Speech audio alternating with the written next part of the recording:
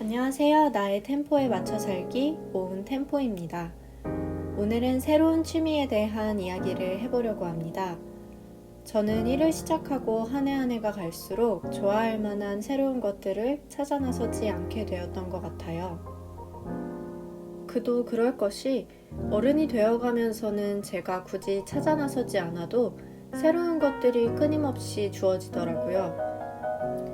그리고 그 새로운 것들이 제가 좋아하는 것들이라기보다는 어려운 일 혹은 해내야만 하는 일들이다 보니 언제부턴가 새로운 것들을 맞이할 때 설렘보다는 부담이 느껴지게 됐어요.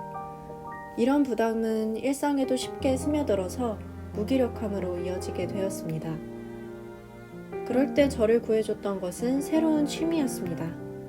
새로운 것들은 부담이라는 공식을 깨려면 새로우면서도 즐거운 무언가를 찾아 나서야 했습니다. 저는 제가 즐겁게 할 수 있는 일을 찾기 위해서 두 가지 조건을 염두에 두고 고민해 봤는데요. 여러분들이 새로운 취미를 찾을 때 도움이 되었으면 좋겠습니다. 첫 번째 조건은 진로와 상관없는 일이어야 한다는 것입니다. 진로와 상관없는 일이라는 건 제가 잘하든 못하든 상관없는 일이란 걸 의미합니다.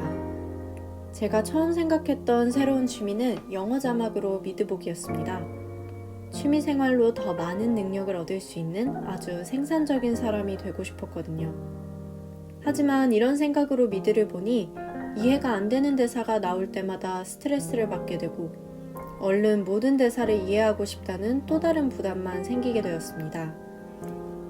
결국 제게 있어 미드보기는 새로운 것들은 부담이라는 공식의 또 다른 사례가 되고 말았습니다. 그래서 그 다음부터는 일부러 제 진로에 아무 쓸모도 없을 것 같은 일들을 찾아 나섰습니다. 니들펠트, 다이어리 꾸미기, 레진아트 같은 것들이었죠. 이런 것들은 잘해도 그만, 못해도 그만이었습니다. 못하면 속상하기는 했지만 얼른 잘해내야 한다는 생각은 들지 않았어요. 그리고 잘해야 한다는 생각이 없으니 있는 그대로 과정을 즐길 수가 있게 되었습니다. 말 그대로 취미, 기쁨을 얻기 위해 하는 일을 찾게 된 것이죠. 두 번째 조건은 제가 스스로 결정할 수 있는 일, 즉 주도권을 가질 수 있는 일이어야 한다는 것입니다. 당시 저는 제가 결정할 수 있는 것이 몇 없다고 생각했습니다. 그냥 주어진 대로 살아내야 한다는 생각에 빠져 있었어요. 그래서 취미만큼은 제가 뭔가 결정해가면서 할 수 있는 것이기를 바랐습니다.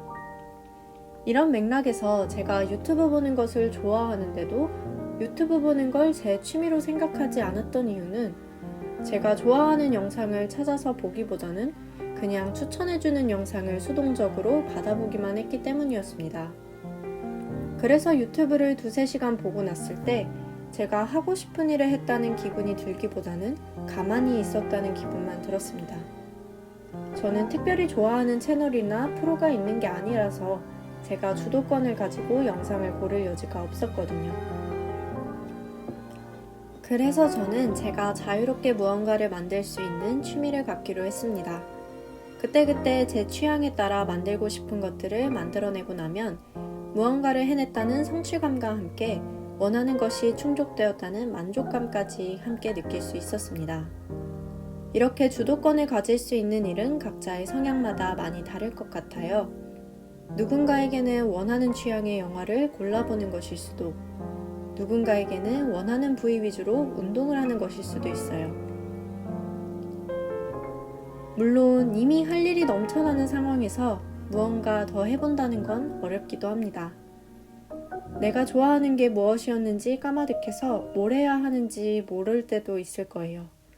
하지만 조급해하지 말고 그냥 기분에 따라 해보고 싶은 것들을 해보다 보면 점점 더 나의 취향과 기호에 대해 알아갈 수 있을 거예요.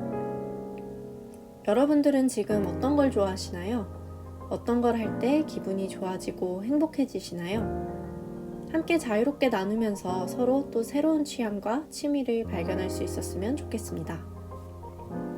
그럼 오늘도 나의 템포에 맞춰 살기 오은 템포였습니다. 감사합니다.